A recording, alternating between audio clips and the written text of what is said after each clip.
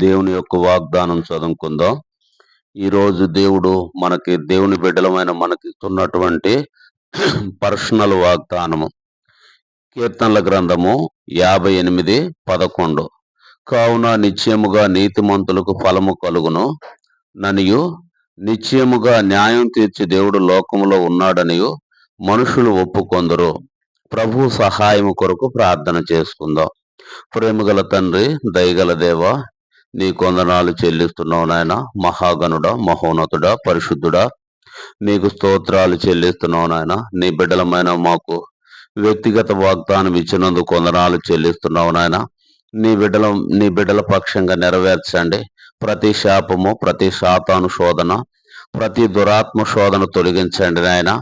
ఈ దినమంతా కూడా బిడ్డల్ని నీ కృపతో కాచి కాపాడి భద్రపరచమని ప్రార్థిస్తున్నాం నాయన. నీకే మహిమ, ఘనత, ప్రభావాలు చెల్లిస్తూ యేసయ్య నామమున అడిగి వేడుకొనుచున్నాము తండ్రి.